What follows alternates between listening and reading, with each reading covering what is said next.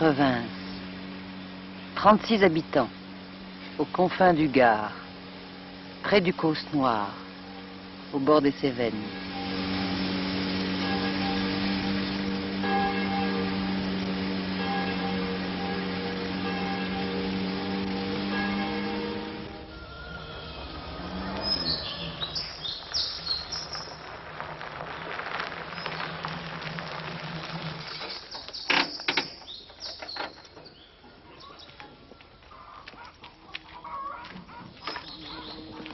Tu diras d'avance.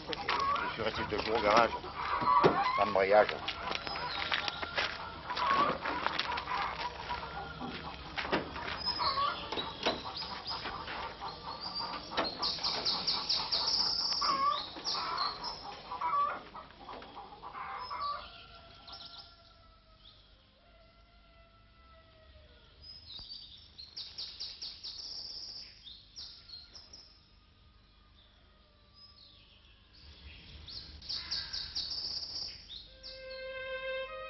Rien ne changeait plus dans sa mise ni dans son port.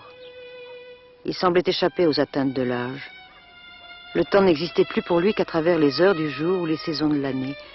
Mais chaque cycle accompli, rien ne s'ajoutait à sa vie, comme rien ne s'en retranchait.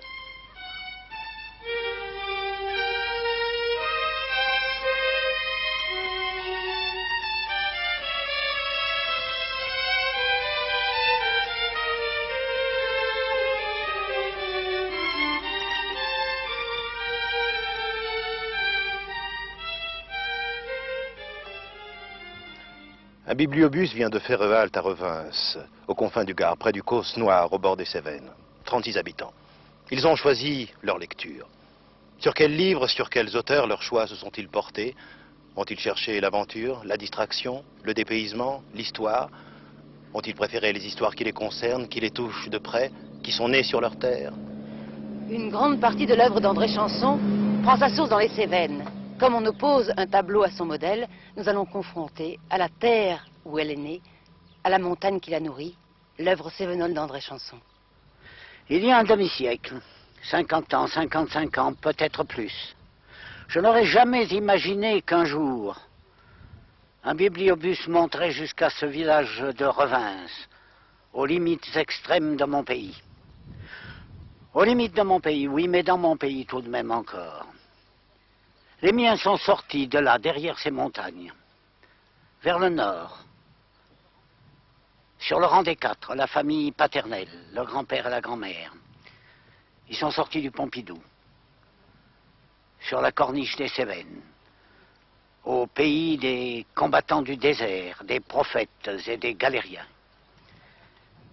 La famille maternelle est sortie des vallées de l'Ar et de l'Hérault, là derrière. Et je sais qu'un de mes arrière-grands-pères a pris la mort, comme on disait dans ces pays, dans sa carriole, vers ces montagnes, vers ces causses, qui sont, je le répète, la limite extrême de mon pays. Mais mon enfance n'a pas été élevée dans l'esprit du particularisme. Le monde est ma paroisse, disait ma grand-mère. Et j'ai dit pendant toute ma vie, le monde est ma paroisse. Le monde est ma paroisse, mais le centre de ma paroisse est ici.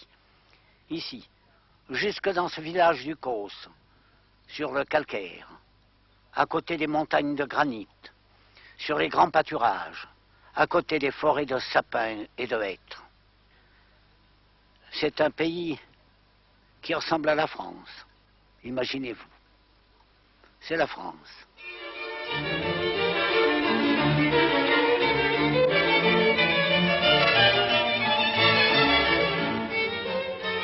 Cévennes, terre de bruit et de fureur.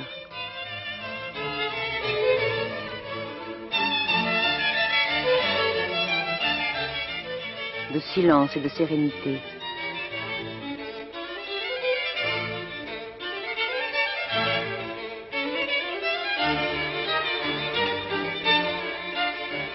Terre des combats et des alliances. Terre promise de l'œuvre d'André Chanson. Mon premier livre, par une sorte de miracle du destin, m'a été suggéré par la vie des hommes de ces montagnes. Suggéré. J'ai entendu le père nourricier de celle qui devait devenir la compagne de ma vie raconter l'histoire de Roux le bandit. Roux, c'est un homme qui a fait de la prison. Ah, je pense bien. Mais pas pour n'importe quelle raison. Objecteur de conscience. Pendant la guerre de 14-18. Et c'était quelque chose de bien différent de tout ce que l'on peut faire à l'heure actuelle comme contestation. On était dans le solennel, dans le sérieux, dans quelque chose où la conscience d'un homme se mettait en balance avec le million de morts de Verdun. Alors j'ai écrit l'histoire de Roux le bandit.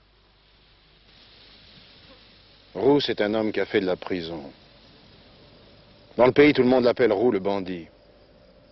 Vous comprenez? Un paysan, c'est fait pour rester à sa terre. Je n'ai pas plus envie de courir la montagne avec les gendarmes dans mon dos que de retourner me battre. Je dois rester à mes vignes et à mes bêtes. Et s'il faut tirer des coups de fusil, ce sera devant ma porte et sur le premier qui viendra me dire quelque chose.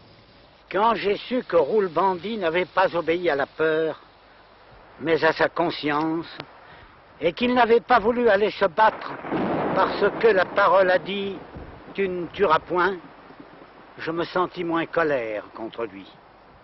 Je ne lui donnais pas raison, et je n'aurais pas dit aux autres de faire comme lui, mais je respectais sa croyance. Mais non, ce n'est pas un mauvais homme. C'est un homme qui n'a pas voulu faire ce qu'il faut. On ne peut pas dire qu'il ne fait pas ce qu'il doit. Je crois que c'est un homme de bien qui n'a pas voulu marcher comme les autres parce qu'il comprenait des choses que nous ne comprenions pas. Si tu crois qu'il a bien agi, tu n'as qu'à faire la même chose. Chacun fait comme il pense. J'avais mes raisons pour partir à la guerre et le roi avait les siennes pour ne pas s'y rendre. De belles raisons. Des raisons de mauvais sujet. Il m'a parlé pendant plus d'1 heure. Mieux qu'un pasteur.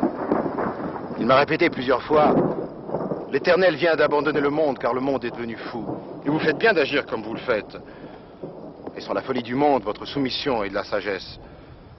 Mais il ne faut pas que nous quittions l'oreille de l'Éternel et que nous méprisions sa parole.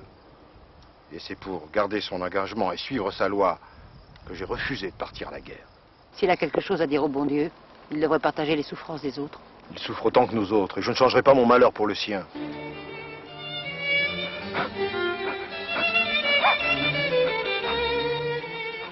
Roux le bandit, c'est l'objection de conscience. Le refus de la violence, peu compatible avec l'action d'André Chanson au cours de la dernière guerre. Cette contradiction n'est pas une contradiction personnelle. C'est une contradiction qui appartient à l'homme. Elle appartient en tout cas à ce pays. Ce pays a entendu les 2 grandes voix. Celle de la loi du talion. Œil pour œil, dent pour dent. Et je me défendrai devant ma porte. Et je te poursuivrai jusqu'à la tienne si tu es venu troubler la paix de chez moi. Et il a entendu aussi l'autre parole. Tu ne tueras point. Et je refuse de prendre les armes.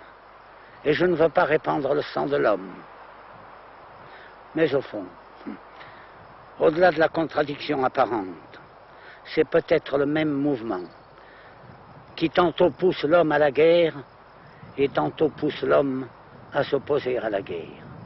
Et il suffit de parcourir tous les villages de ces montagnes avec les monuments aux morts qui sont de village en village comme des glas silencieux.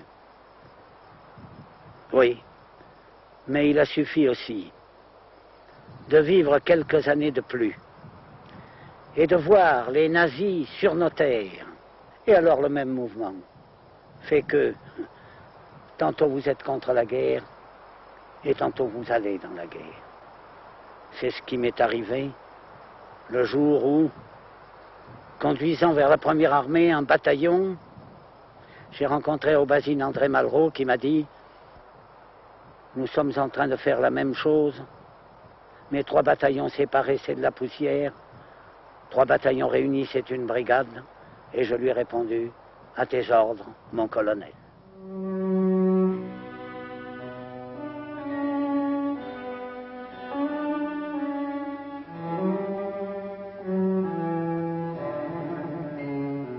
Que ce soit pour la paix ou pour la liberté, le destin de l'homme est peut-être toujours le même. Et c'est un combat semblable que livrera Combes quand il quittera la bergerie des hautes terres pour aller vivre dans la vallée et pour y construire la route.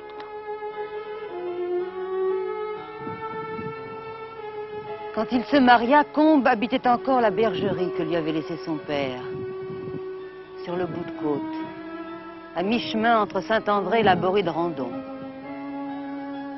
Il n'aurait jamais abandonné ce désert de pierres et d'herbes rares si les travaux de la grande route ne l'avaient attiré dans la vallée.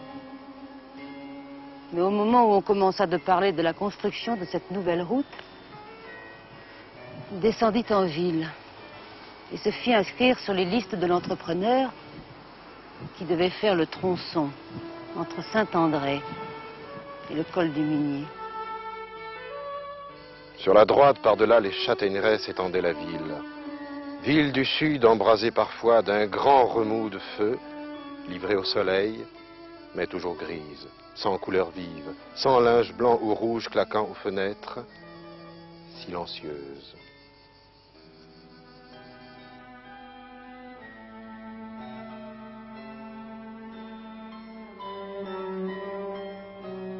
Le silence descendait sur elle de la montagne, avec une telle puissance de tristesse qu'elle semblait en avoir perdu son climat naturel.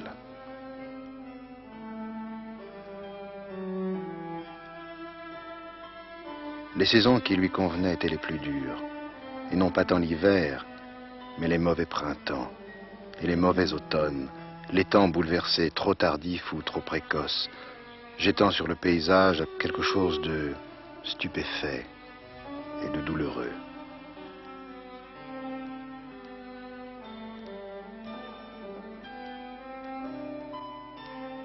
Les familles décrites dans Les Hommes de la route, Audibert et Élise, Anna et Combes, ont vécu sous les toits de cette ville.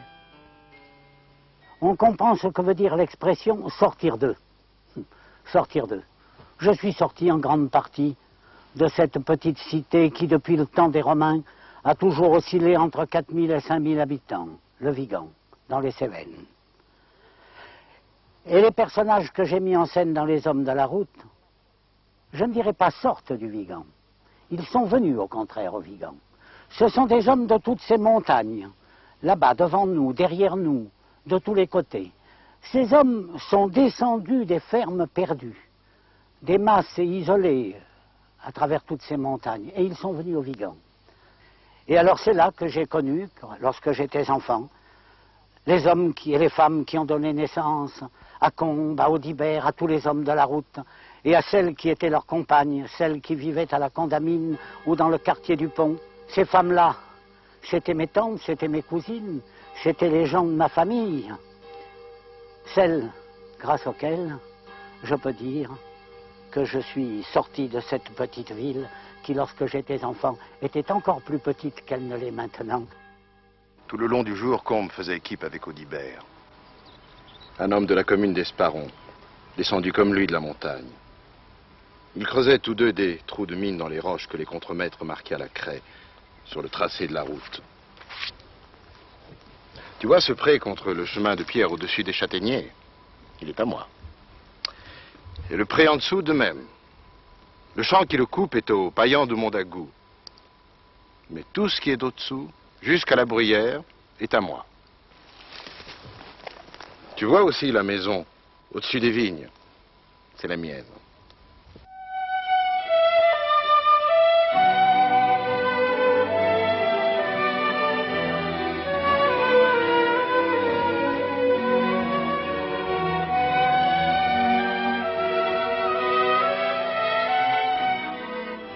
Combes est veuf. Anna est morte. Il a quitté la ville. Il est revenu à la montagne et à sa solitude. À 70 ans, ses travaux étaient ceux de sa jeunesse. Plus encore que pour les soins de la terre, il se passionnait pour les entreprises du terrassier et du maçon. Il était resté bâtisseur de murs, découvrant toujours un nouvel ouvrage, ingénieur sur son propre domaine et il considérait comme avec une âme royale tout ce qui, à la surface de ces terres, pouvait être transformé par l'homme. Il s'enthousiasmait à l'idée de voir ceux de son sang revenir au bout de côte pour être les maîtres de la montagne.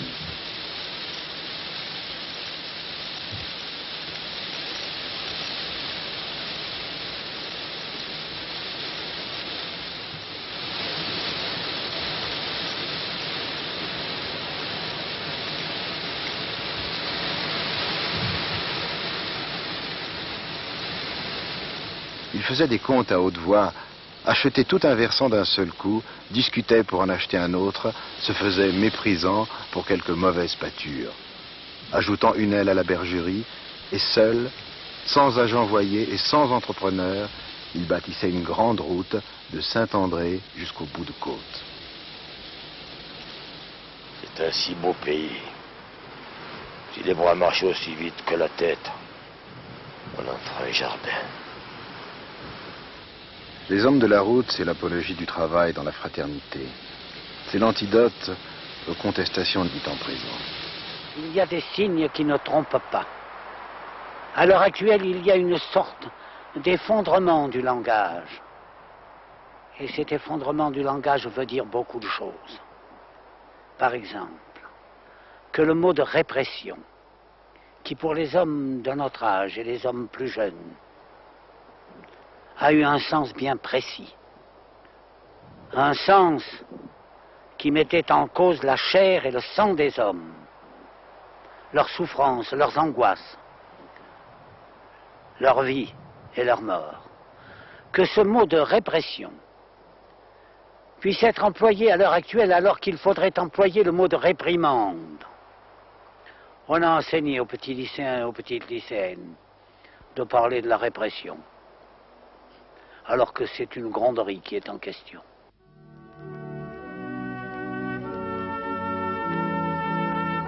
J'ai passionnément aimé la montagne. C'est elle d'abord qui m'a fait sentir la beauté de la nature. Elle a été la toile de fond de ma vie. Elle a même été pour moi comme le fondement naturel de toute morale.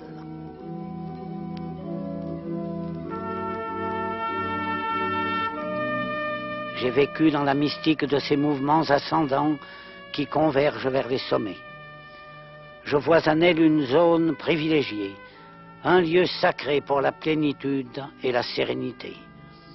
Je cherche partout le site de Delphes en me disant que c'est là que pourront descendre les dieux.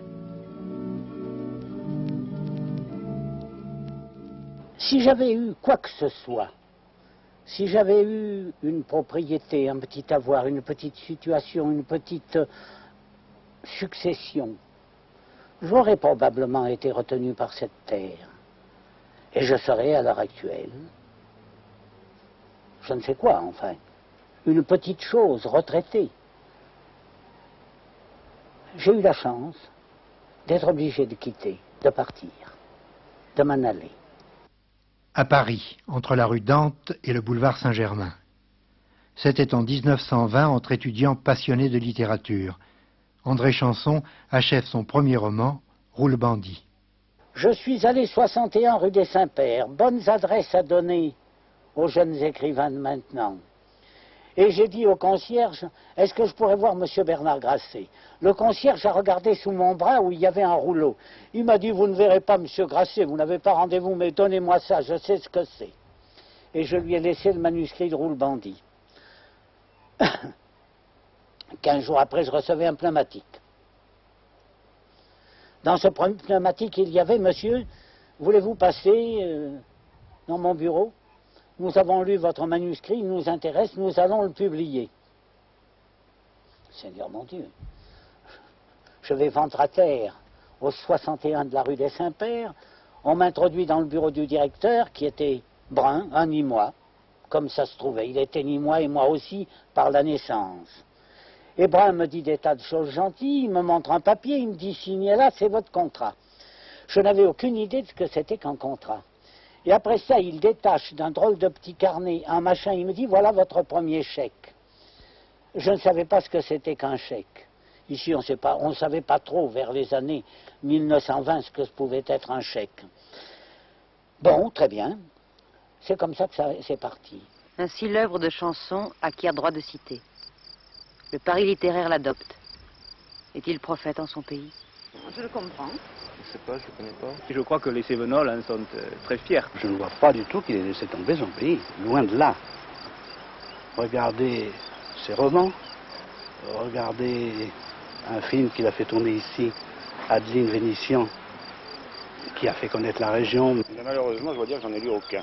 Pour moi, je crois que c'est un animateur de la région. On en a parlé un petit peu ces temps-ci à l'occasion de la rencontre pédestre. Je ne connais pas. Dans le pays, on en parle pas mal. C'est un gars qui est très connu. Ici, à MERES, j'en ai guère entendu parler. Il a beaucoup de partisans. C'est un homme qui, manifestement, poursuit des finalités, parmi lesquelles se trouvent des finalités d'honneur. Il a quand même toujours l'amour du pays, c'est ce qui compte. André Chanson a beaucoup apporté à ce pays, mais ce pays lui a également beaucoup apporté. Je crois qu'il ressemble à une certaine idée qu'on se fait du protestantisme. D'abord par le physique. C'est un homme de menton, c'est un homme émacié, c'est un homme sévère, à voix serrée, coupante et une logique assez souvent implacable. Je le trouve très bien, ce monsieur, très gentil. Je le vois très bien prêcheur. Personnellement, étant un homme de l'Égoile, j'aimerais autant le voir prophète. C'est le Cévenol académicien. Qu'est-ce que c'est un académicien pour vous? Un académicien. C'est un homme, quelqu'un qui se connaît en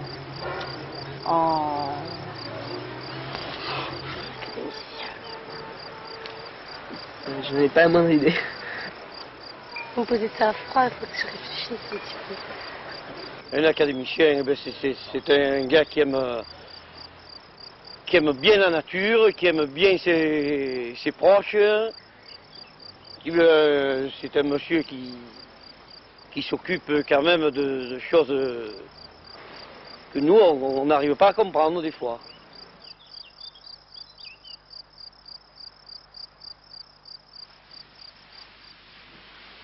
Je n'ai jamais considéré mes romans comme des romans régionalistes. Je ne connais pas d'homme régional. Mais en revanche, je sais que tout homme est de quelque part.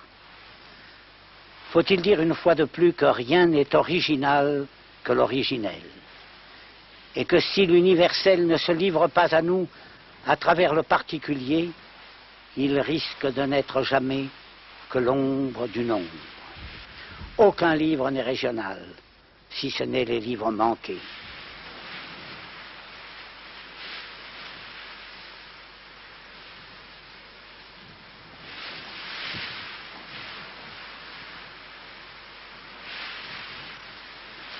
Dans le matin, comme la route est belle et comme la marche est légère, comme les heures sont courtes, même pour un vieil homme. À l'heure où rien n'est immobile, où les sources de la nuit jaillissent avec plus de force, où l'herbe se lève, où le vent s'élance sur l'étendue avec la lumière, les mouvements du corps se lient à toutes ces choses. Le cœur bat, les bras balancent et les jambes vont et composent à chaque pas un équilibre, toujours le même, au-dessus de la terre. Il n'y avait dans la tête de Combes et dans sa bouche, entre ses mâchoires qui pétrissaient des phrases, pas un seul cri pour l'enthousiasme. Mais ce matin, marchant seul, il éprouvait la folie des poètes.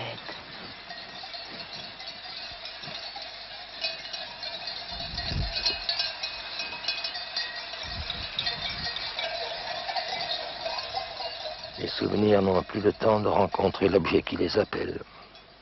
Ils viennent à peine que déjà l'objet s'éloigne. Le pont de la Chèvre, les 3 petits sapins, le mur en ruine. Les souvenirs pendent au cœur comme une chose. Les souvenirs sont les joies de la marche. On a mangé sous cet aplomb de rocher. Ici et là, on dormait au soleil. Là, Audibert racontait une histoire. Ou dont le vieux qui venait de Blandas s'est-il coupé 2 doigts sous une pierre. Les souvenirs sont sur les yeux. comme le sang qui tourne la tête.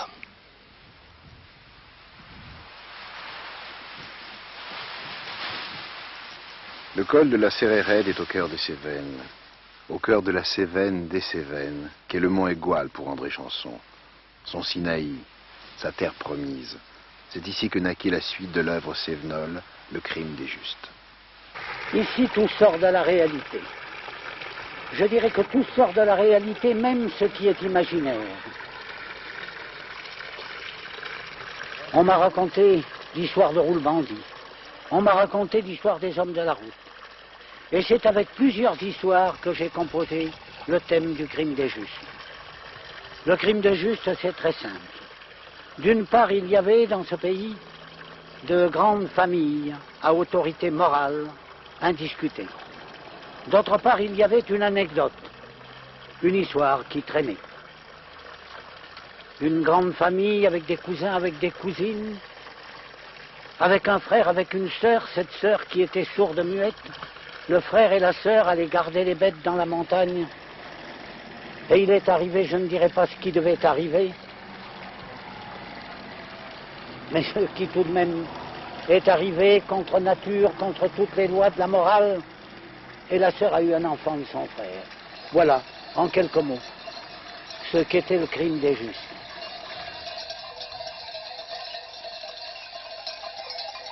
Comme il regagnait le Maubert, un peu grisé par la descente rapide et le choc des sauts et des glissades répercutés des talons jusqu'à la nuque, Maurice vint tomber sur les falaises qui dominent le vallon.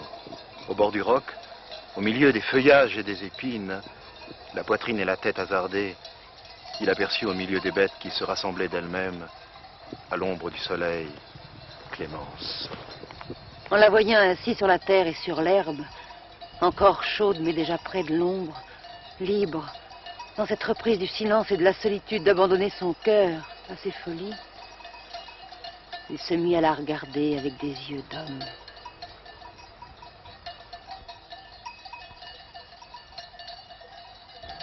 Une glissade entre deux failles de la roche le jette presque sur elle. Les bras ouverts comme à l'ordinaire, elle l'accueillit dans son sourire.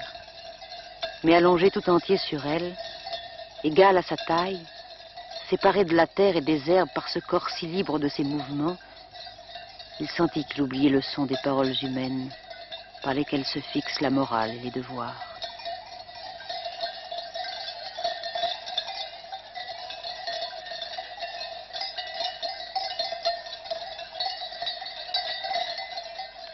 Dans le crime des justes, c'est l'assassinat du petit enfant incestueux qui vient bouleverser le pouvoir de la famille et surtout ceux qui l'entourent. Et alors là, j'ai répondu du haut de mes 27 ans, j'avais 27 ans quand j'ai lu ce livre, que on ne sauve pas un pouvoir en mentant et en cachant ce qu'il a fait de mal. Et je crois qu'à l'heure actuelle, c'est une des idées qui s'est très profondément répandue dans l'esprit humain, à savoir, ah, vous avez l'air d'être des justes, mais en réalité, vous n'êtes des justes que dans la mesure où vous mentez, que dans la mesure où vous cachez ce que vous avez fait de mal, sociologiquement. Et alors, à ce moment-là, vous n'êtes plus des justes. Et vous ne le redeviendrez que le jour où vous avouerez votre péché.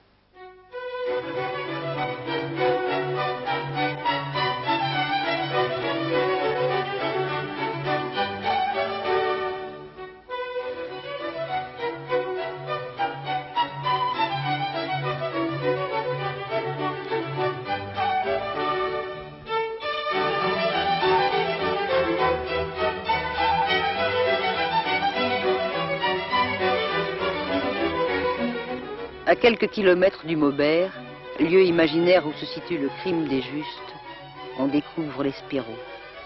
C'est le village de Tabus. Mais oui, naturellement, il y a eu un Tabus, peut-être 2 Tabus, sûrement 2 Tabus, peut-être 3 Tabus, peut-être 4 Tabus. Et ils sont tous sortis de ce petit pays dans lequel nous sommes maintenant.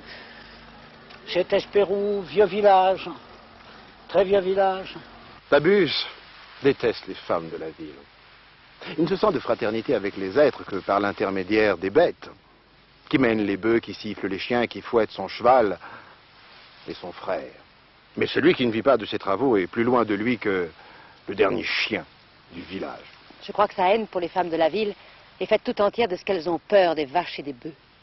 Quand, pendant les mois d'été, Tabus les voit courir dans les rues du village, devant le troupeau qui mène à la fontaine, Il entre en fureur et pousse plus vite ses bêtes, comme pour charger un ennemi séculaire. Il y a eu un Tabus qui s'appelait Birinque et qui est mort ici après une rixe.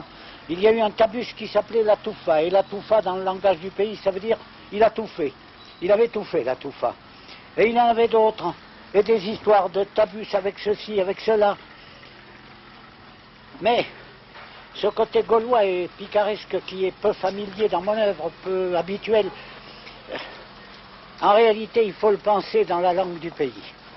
Il faut le penser, il faut le dire dans la langue de cette région, parce que les choses gauloises, un peu drues, un peu comme ça, eh bien, ces choses-là passent très bien dans la langue du pays. Elles ont une sorte de pudeur, je dirais presque de chasteté, qu'elles perdent dans la langue française.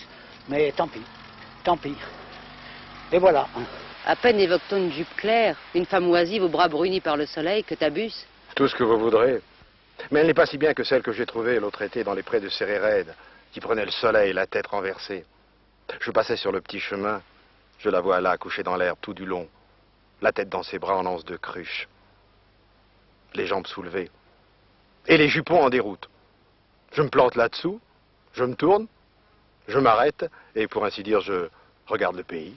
Hé, jeune homme, tâchez moyen de ne pas trop regarder par ici, que vous vous feriez mal aux yeux. Madame, je suis bûcheron, j'ai vu des forêts plus sauvages, et je me suis toujours bien débrouillé. Tu as dit ça, Tabus? Tu ne voulais pourtant pas y aller avec ta hache? Avec ma hache.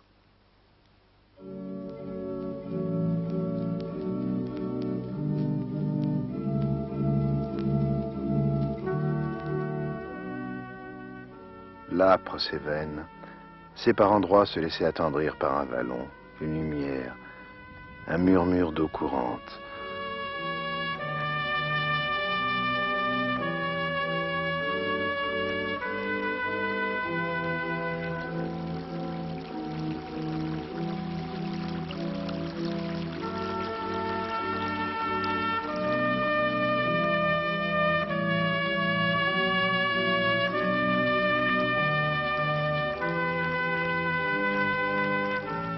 Des sous-bois tapissés de myrtilles où flotte le parfum secret des champignons et celui plus discret des framboises, la forêt couvre d'un ciel de feuillage les ventres argentés des truitelles de torrents.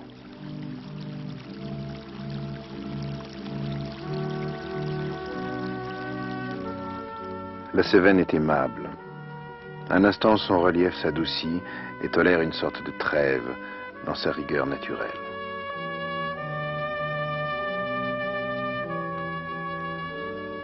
Mais cette trêve est de courte durée. La rivière s'enfonce dans le dédale obscur du Bramabio et la rue de Cévennes reprend ses droits.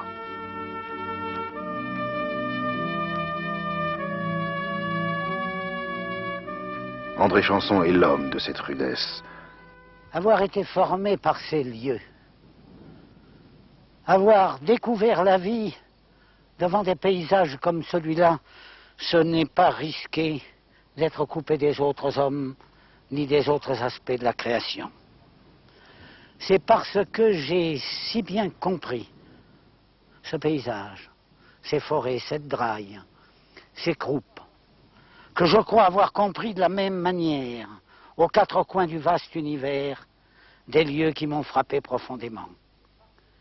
Le monde est ma paroisse, je l'ai dit, je le répéterai. Et quand, ces dernières années, il m'a été donné de regarder la Lune, comme tous les êtres humains d'aujourd'hui, pour une fois, je ne me suis pas senti chez moi.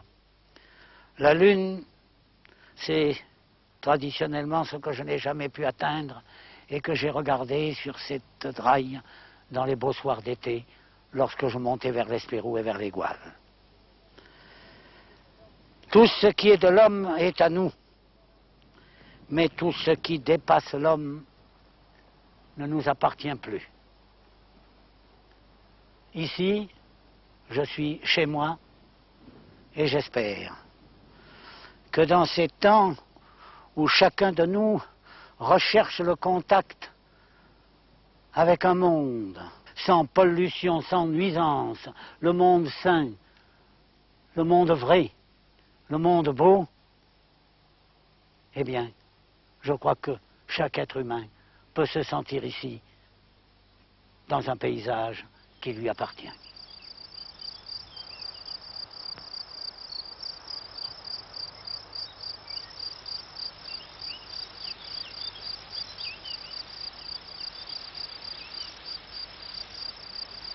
Quelle idée! J'ai fait plus de 40 kilomètres aujourd'hui dans ces montagnes. C'est aussi long qu'une vie, des journées comme ça. C'est même comme une vie. Ce matin, je me croyais encore jeune, en train de faire la route. Et ce soir, je me trouve au milieu de ce pays comme s'il était devenu mien, à force d'y vivre. La pauvre Anna se tourmentait toujours. Le bonheur. Le bonheur, elle le cherchait dans sa tête et dans ses comptes. Ce n'est pas comme ça. On le sent, le bonheur, comme la force de ses bras et de ses jambes.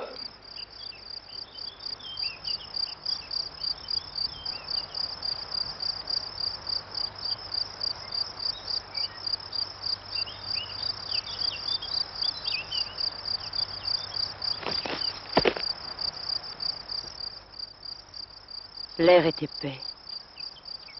Il s'arrête dans la bouche. Un cœur trop grand saute dans la poitrine vide. Le sang fait un remous sous les oreilles. J'ai pris la mort à ce soleil.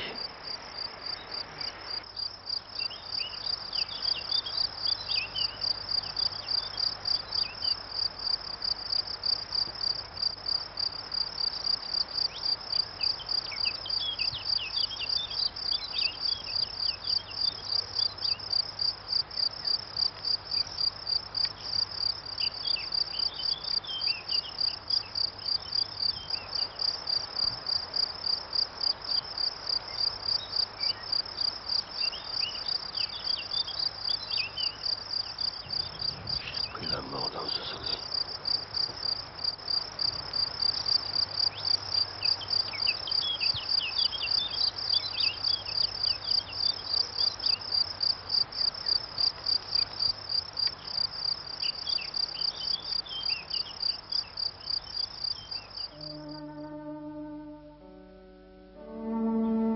Cette vallée de bonheur doit son nom à l'ermitage que des moines y avaient fondé, le refuge de Bonhomme Hominis.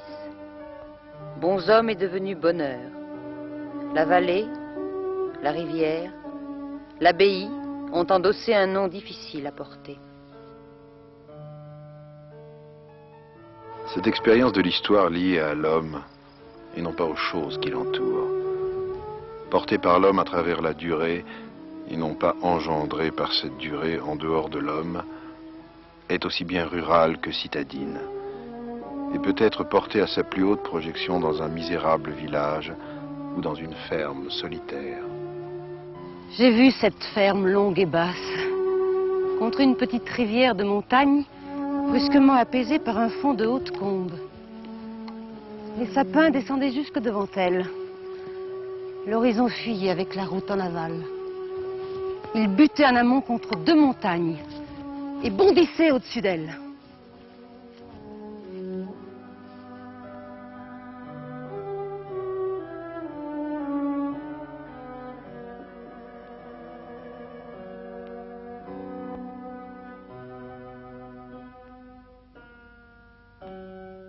Les hommes vivaient dans cette solitude. Autour d'eux, pas un seul souvenir du passé ne pouvait permettre de donner une date aux principaux moments de leur histoire, ou de l'histoire de ceux qui les avaient précédés. Pas de signes des siècles, pas de repères de génération, mais en revanche, la présence totale d'une durée infinie, la certitude muette de l'éternité. Toute vie est histoire. Et toute vie humaine, singulièrement, est histoire. Nous sommes histoire. Et il n'y a pas moyen de lui échapper. Ici, je cite, je n'invente pas. On invente très peu. Un homme qui invente 2 ou 3 pensées au cours de sa vie et qui recueille les pensées de ceux qui ont vécu avec lui, c'est déjà un homme qui a beaucoup pensé. Or, la pensée fondamentale de la Méditerranée, à travers le philosophe napolitain Vico, à travers Frédéric Mistral, à travers tous les gens qui ont essayé de penser, quelle est cette pensée de la Méditerranée? Ce n'est pas seulement ce que Paul Valéry, qui était lui aussi un fils de la Méditerranée, et doublement, triplement, par Sète, par la Corse, par Gênes, il a dit, nous savons maintenant que les civilisations sont mortelles. C'est un peu du message de la Méditerranée, mais il y a un message plus profond, plus long, si je peux dire. Oui, les civilisations sont mortelles, mais il n'y a pas que les civilisations. Mistral a dit, en parlant aux paysans, et vous verrez passer les barbaries et même les civilisations. Pourquoi ne pas le dire en provençal? Veiles passa les barbaries, émaille les civilisations. Oh, cet émaille les civilisations, et même les civilisations, ça veut en dire long. Et si nous nous mettons à l'intérieur des problèmes qui nous sont posés à l'heure actuelle, nous sommes quoi? Nous sommes des gens affolés, anxieux, dans l'angoisse, parce que nous voyons peut-être les civilisations, même les civilisations en train de périr.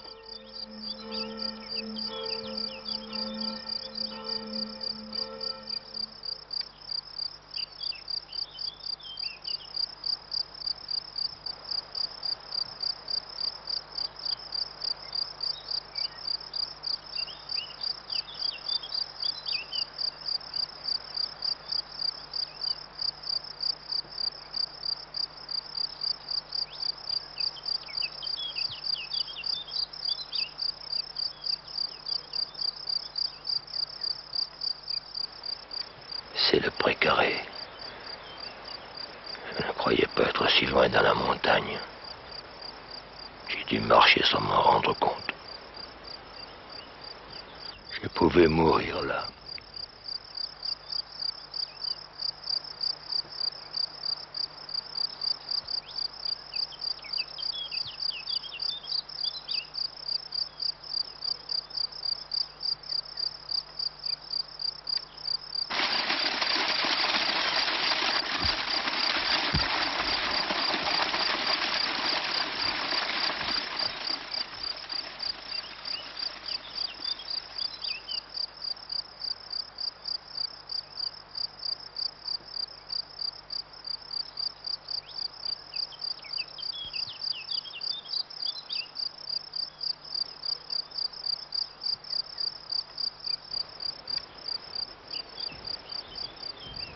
C'est le plus beau jour de l'année.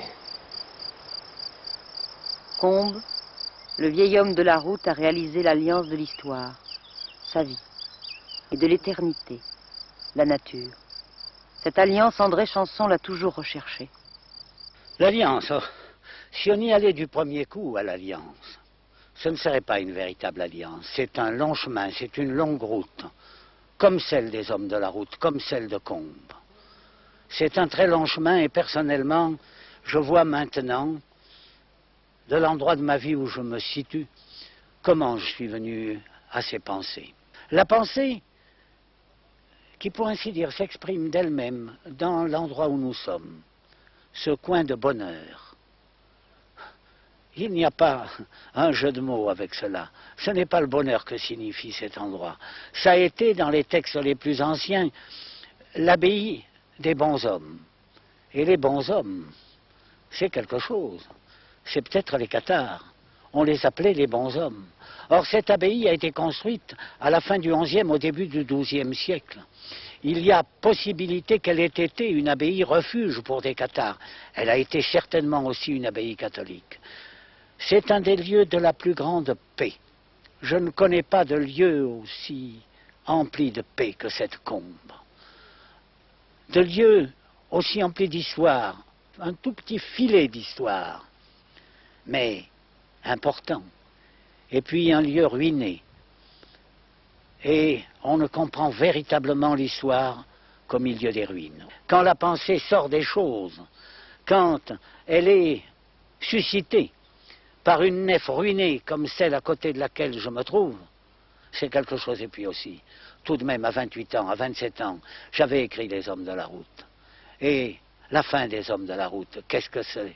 Si ce n'est cette perdition de l'homme. Oh, perdition, non, c'est un mot à double sens. Cet anéantissement ou cette élévation de l'homme, au-delà de l'histoire, dans quelque chose qui dépasse l'histoire. Mais si vous voulez, nous y reviendrons tout à l'heure. Pour le moment, pensons seulement ce qu'a pensé Combes dans les derniers jours de sa vie, quand, redescendant vers la vallée, il se disait « Nous avons fait notre route ».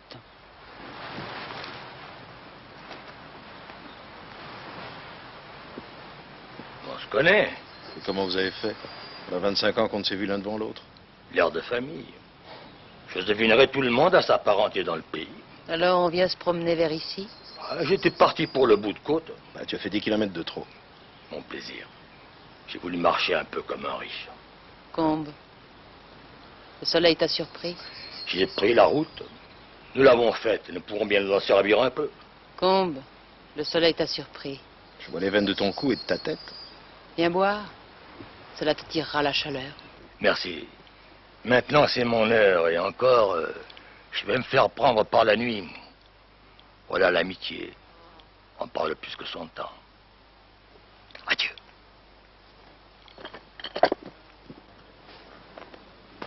Rien ne changeait plus dans sa mise, ni dans son port. Il semblait échapper aux atteintes de l'âge. Le temps n'existait plus pour lui qu'à travers les changements qui le mesurent. Les heures du jour, les saisons de l'année. Mais chaque cycle accompli, le temps me semblait redevenir égal à lui-même. Et rien ne rajouter à sa vie, comme rien ne s'en retranchait.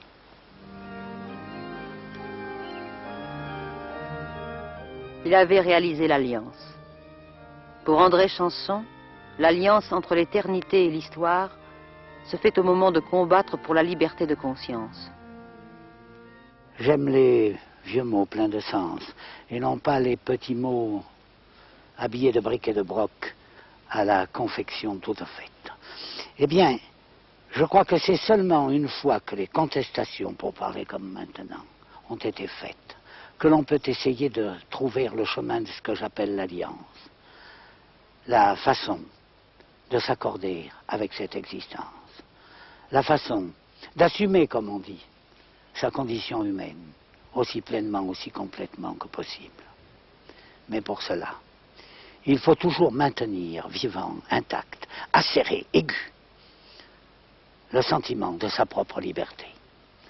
Et la liberté des libertés, celle qui nous paraît si naturelle maintenant et qui ne l'est peut-être pas tellement, car on ne viole plus outrageusement les libertés à l'heure actuelle. On leur fait le croc en jambe. Mais la liberté des libertés, et c'est la liberté de conscience, la liberté de la pensée, la liberté de l'esprit. Alors, homme contre l'histoire, engagé dans l'histoire autant que cela peut se faire, et cependant échappant à l'histoire, dominant l'histoire, arrivant dans une certaine mesure à se faire sa sérénité, établissant par cela même son alliance avec la vie, avec les choses, avec les créatures qui l'entourent et en particulier avec celles qui lui sont proches et qui lui sont les plus chères, et au-de cela encore, comme le veilleur sur la tour, toujours présent, toujours aux aguets, l'esprit de la liberté qui domine le tout et rend le tout possible. Cette liberté de conscience est comme un grand miroir dans lequel notre esprit se reflète tout entier. On me dira... Écoutez les clameurs des hommes d'aujourd'hui. C'est la liberté qu'ils réclament. La liberté? Non, des libertés. Le grand miroir s'est cassé en 1000 morceaux. Et ce ne sont plus que des morceaux que ramassent les hommes d'aujourd'hui.